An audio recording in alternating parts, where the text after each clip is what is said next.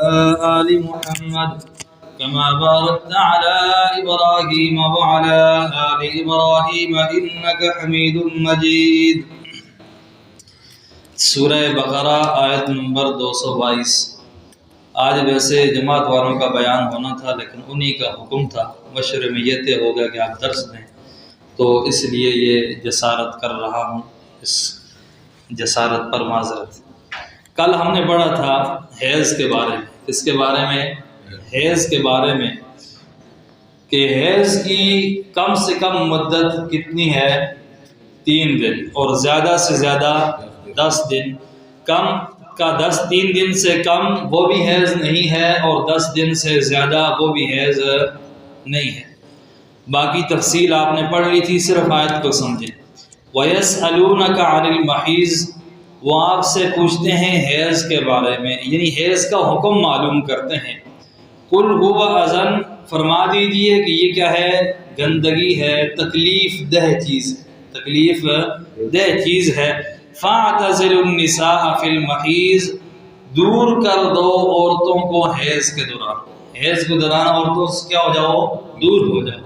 اس دوری سے کیا مراد ہے؟ تو علامہ آلوسی روح المعانی میں لکھتے ہیں والمراد من اعتزال النساء اجتناب مجامعتهن، ان سے مجامعت، ان سے جماع سے کیا کیا گیا ہے؟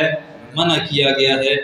اور فتح البیان والے لکھتے ہیں والمراد من هذا الاعتزال المجامعہ، اعتزال سے یہاں کیا مراد ہے؟ المجامعہ، اس سے دور ہونا ہے۔ لا ترک المجالسہ والملابسہ فإن ذلك جائز، یہ جو چھونا ہے، ان کے ساتھ بیٹھنا ہے، یہ کیا ہے؟ جائز ہے۔ اس لیے میں نے آپ کو بتایا تھا کہ یہود بالکل الگ کر دیتے تھے اپنی عورتوں کو، ان کے ساتھ کھانا پینا، بیٹھنا اٹھنا، یہ سب کچھ کیا کر دیتے تھے؟ وہ ختم کر دیتے تھے۔ اور جو نصارہ تھے وہ کھانا پینا بھی شریک رکھتے تھے، اور اس کے ساتھ ساتھ جمع وغیرہ، یہ کام وتی وغیرہ بھی، یہ اس میں بھی لگے رہتے تھے۔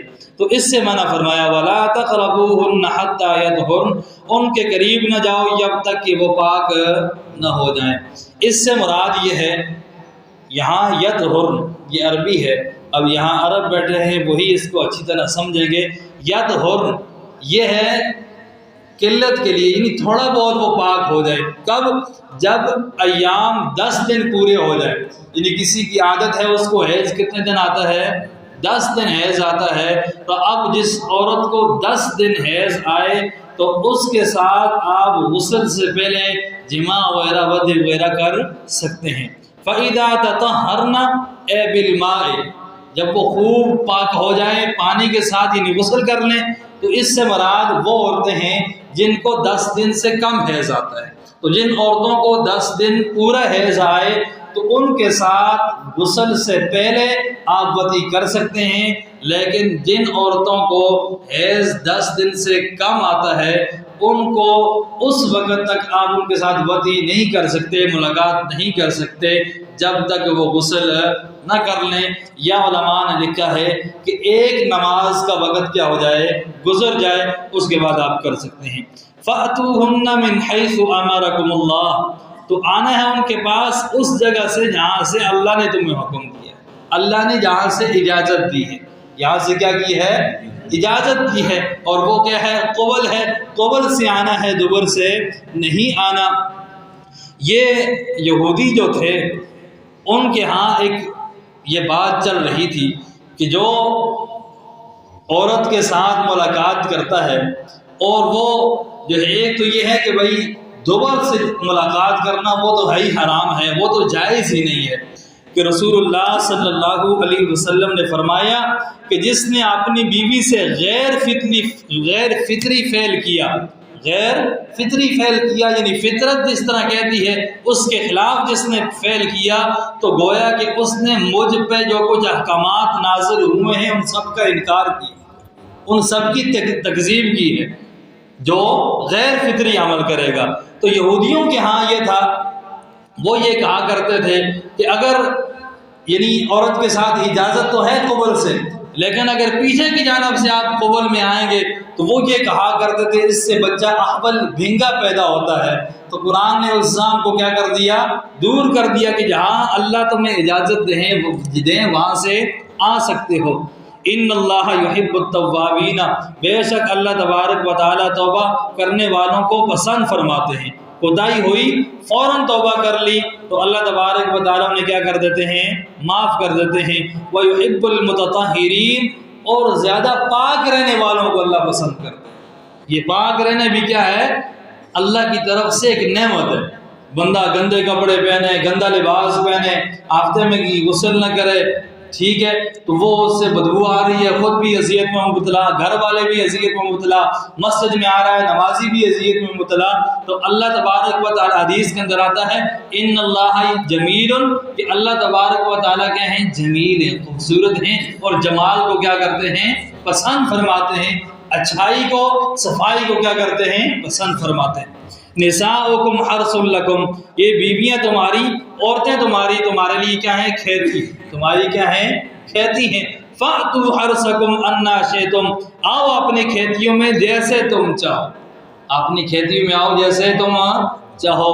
تو کھیتیوں کا کیا مطلب؟ کھیتیوں کے اندر تم بیج ڈالتے ہو تو کیا ہوتا ہے؟ اناج اگتا ہے، تو یہاں بھی تو ہم ریزی ہوتی ہے تو کیا ہوتا ہے؟ اولاد ملتی ہے۔ تو فرمایا کہ جس کھیتی میں آنا ہے، آنا اپنی کھیتی میں ہے، کسی اور کی کھیتی میں نہیں جانا، چاہے آپ وہ دائیں طرف سے آئیں تب، بائیں طرف سے آئے تب، پیچھے سے آئے تب، آگے سے آئے تب، لیکن جانا کس میں ہے؟ اپنی کھیتی میں، کسی اور کی کھیتی میں نہیں جانا۔ انا شئتم، حضرات نے لکھا ہے آپ کی مرضی ہے، کروٹ سے آئیں، پیچھے سے آئیں، بیٹھ کے آئیں، اوپر نیچے، جس جانب آپ عورت کو پکڑ کے اس طرف سے آئیں۔ اب یہ باتیں ایسی ہیں کہ آپ کہیں گے کیا ہو رہا ہے؟ استاد کہا کرتے تھے اٹھا کے، بٹھا کے، لٹا کے، اٹھا کے، جس طرح آپ چاہیں آ سکتے ہیں، لیکن آنا کس میں ہے؟ اپنی کھیتی میں آنا کس میں؟ کچھ حضرات کو بات سمجھ آئی ہے، کچھ کو شاید نہیں آئی ہے۔ اٹھا کے، بٹھا کے، لٹا کے، جو سے مرضی آنا ہے، لیکن آنا کہاں ہے؟ اپنی کھیتی میں آنا ہے۔ وَقَدِّمُوا لِأَنفُسِكُمْ، وَقَدِّمُوا لِأَنفُسِكُمْ، اور اپنے لیے اعمال اور آگے کی تدبیر کرو اپنے واسطے، یعنی اچھے اعمال آگے بھیجو، اچھے اعمال کیا کرو؟ اعمال صالحہ آگے بھیجو۔ حضرات مفسرین نے لکھا ہے اس کا ایک مطلب یہ ہے کہ جس وقت آپ بیوی سے ملاقات کر رہے ہو تو اس وقت دعا پڑھ لینی چاہیے، اس وقت کیا کر لینا چاہیے؟ دعا پڑھ لینی چاہیے، کہ جماع کے وقت اللہ کا نام لینا اور شیطان سے پناہ مانگنا، اور یہ دعا مشہور ہے اللہم جنبنا الشیطان وجنب الشیطان ما رزقتنا، اے اللہ ہمیں بھی شیطان سے محفوظ فرما، اور جو اولاد تو ہمیں عطا کرے گا اسے بھی شیطان سے کیا کر؟ محفوظ فرما۔ وقدموا لانفسکم، اپنے لیے آگے کی تدبیر کرو، واتقوا اللہ، اور اللہ سے ڈرتے رہو، واعلموا انکم ملاقو، جان لو کہ تم نے اس سے کیا کرنی ہے؟ ملاقات کرنی ہے، تمہاری اللہ کے ہاں کیا ہوگی؟ حاضری ہوگی، اور حاضری ہوگی جس وقت، اس وقت تمہیں جزا اور سزا کے طور پر اعلان سنایا جائے گا۔ وبشر المؤمنین، اور آپ خوشخبری سنائیں کن کو؟ ایمان والوں کو، ایمان والوں کو کیا سنائیں؟ خوشخبری سنائیں، بے حد بے اندازہ انعام کی۔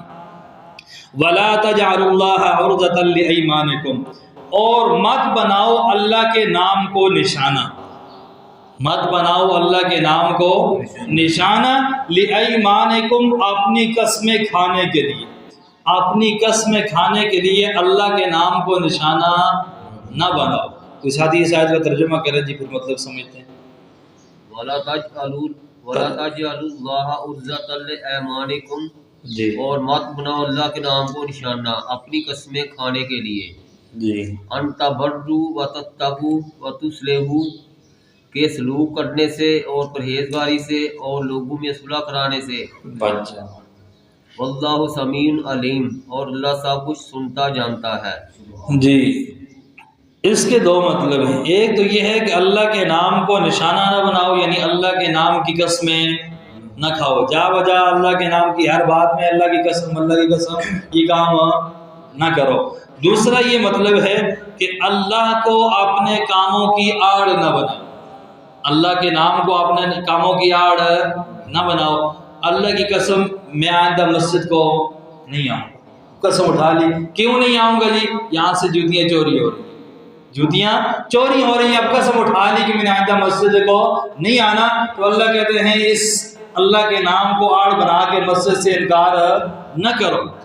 اور بعض لوگ ایسے ہوتے ہیں کہ جو کیا کرتے ہیں, صلح کرواتے ہیں ایک دوسرے کے درمیان. اب صلح کروا رہے ہیں تو بعض اوقات ایسے ہوتا ہے جو جرگوئی ہوتا ہے, صلح کرانے والا ہوتا ہے, اس میں بھی بعض اوقات چڑھائی ہو جاتی ہے. کوئی ایک فریق اٹھ کے اس پہ اعتراض کر دیتا ہے. تو اب وہ کہتا ہے کہ اللہ کی قسم میں نے آئندہ صلح نہیں کروانی, میں تمہارے درمیان صلح کروا رہا ہوں اور تم مجھ پہ کیا کر رہے ہو, دوبارہ یہ الزامات لگا رہے ہو, تو میں نے آئندہ آپ کے درمیان صلح نہیں کروانی. قسم اٹھا لیتا ہے. تو اللہ فرماتے ہیں کہ کسی نیکی کے کام سے رکنے کے لیے میرے نام کو آڑ نہ بناؤ. ولا تجعلوا اللہ عرضۃ لایمانکم, نہ بناؤ نشانہ اور ہدف لایمانکم, اب اللہ کے نام کو, لایمانکم اپنی قسم کھانے کے لیے, ان تبروا یعنی کہ تم نیکی نہ کرو, یعنی کہ تم نیکی نہ کرو, وتتقوا اور پرہیزگاری نہ کرو, وتصلحوا بین الناس اور لوگوں کے درمیان صلح نہ کرو. یہ صلح نہ کرو, یہ نہ کرو کا ترجمہ یہاں لکھا ہے بچ جاؤ. واللہ سمیع علیم, اللہ تبارک و تعالی سننے والا ہے, جاننے والا ہے. لا یؤاخذکم اللہ باللغو فی ایمانکم, نہیں اللہ تبارک و تعالی نہیں پکڑتا تم کو اللہ بیہودہ قسموں پر تمہاری, ولیکن یؤاخذکم بما کسبت قلوبکم, لیکن پکڑتا ہے تم کو ان قسموں پر کہ جن کا قصد کیا تمہارے دلوں نے. واللہ غفور حلیم, اور اللہ بخشنے والا ہے, تحمل کرنے والا ہے. قسم کی 3 قسمیں, کتنی قسمیں ہیں؟ 3 قسمیں. ایک ہے لغو, ایک قسم کون سی ہے؟ لغو.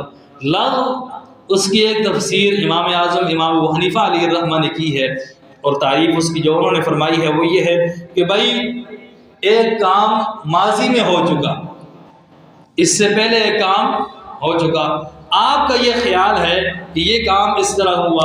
مثال کے طور پہ کوئی بات درس میں آ گئی, آج آپ کہتے ہیں کہ کل درس میں یہ بات ہوئی ہے, اور آپ کا یہ گمان ہے کہ وہ بات اس طرح ہوئی ہے, در حقیقت وہ بات اس طرح نہیں ہوئی.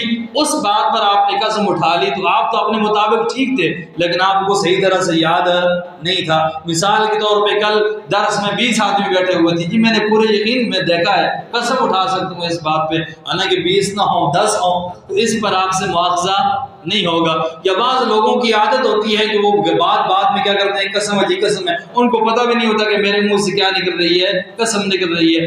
تو ایسی یمین کیا ہوتی ہے, ایسی قسم لغو ہوتی ہے, اس پہ کوئی مواخذہ وغیرہ نہیں ہوتا, اس پہ گناہ وغیرہ نہیں ہوتا.